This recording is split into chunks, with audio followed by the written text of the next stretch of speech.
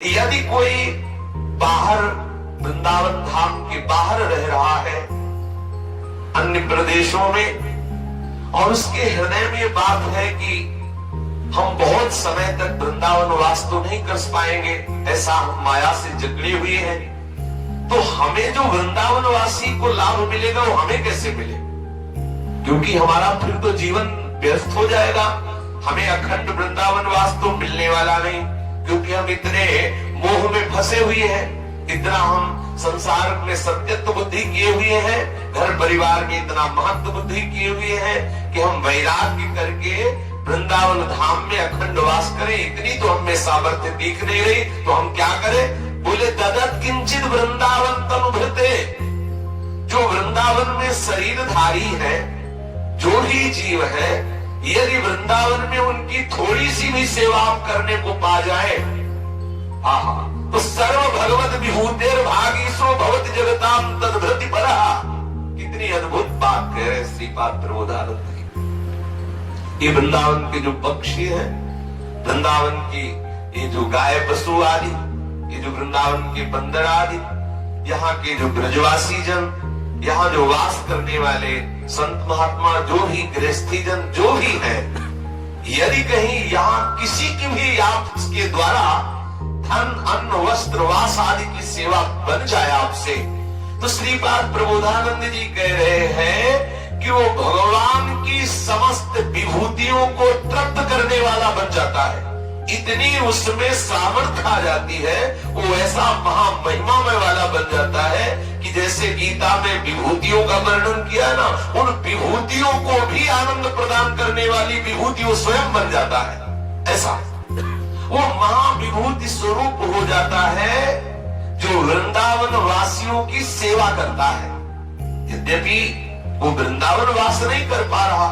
अखंड वृंदावन वास नहीं कर पा रहा, पर वृंदावन के पक्षियों को, वृंदावन के पशुओं को, वृंदावन के बंदरों को, वृंदावन के जो ब्रजवासी जन है, जो गृहस्थी जन आके रहे, मानो ऐसे गृहस्थी जन है कि भगवत चर्चा सुनकर भगवत प्रेम के लिए लालायित होकर श्रीधाम वृंदावन वास कर रहे हैं, उनके पास सम्यक व्यवस्थाएं नहीं है, आपको भगवान ने यदि धन दिया है और आप ये लाभ लेना चाहते हैं वृंदावन वास का,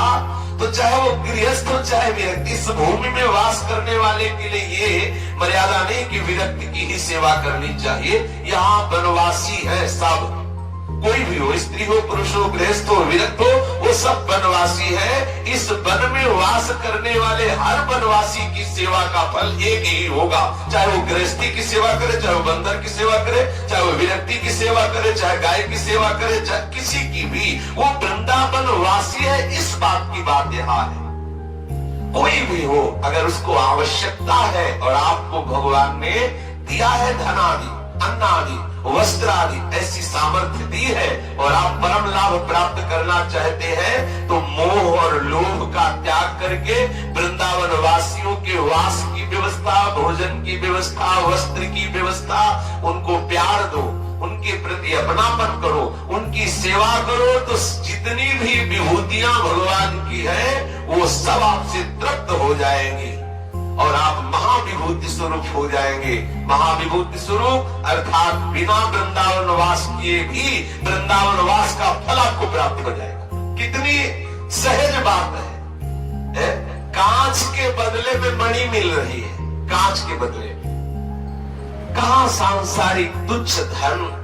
कहां सांसारिक अन्न वस्त्र आदि, और कहां प्रियालाल का कृपा प्रसाद, केवल ब्रजवासियों की सेवा से। जैसे माँ को प्रसन्न करना हो तो उसके बेटे को दुलार करने लगो, कुछ उसको खिला पिला दो, तो माँ अपने आप बोलने लगे। ऐसे माँ से बात करने की तुम्हारी सामर्थ्य नहीं होगी, लेकिन जब आप उसका बेटा जा रहा हो, दौड़ के उसको टाकी दो, दुलार करो और कुछ भी देने लगो, तो माँ अपने आप बात कर लेगी। आप भाई ऐसा क्यों कर रहे हो? तो बच्चा वो अपने आप आपसे प्रेम भरी बात करने लगे। ऐसे ही हमारे प्रियालाल के लाडले हैं वृंदावन वासी, चाहे वो बंदर हो, चाहे वो पशु पक्षी हो, चाहे वो गृहस्थी हो, चाहे वो विरक्ति हो, चाहे ब्रजवासी हो, चाहे बाहर का वासी हो, जो यहाँ इस भूमि पर वास कर रहे, वो हमारी लाडली के लाडले हैं। प्यारी जी ने कृपा की तब आके वास कर रहे। इन वृंदावन वासियों की कोई भी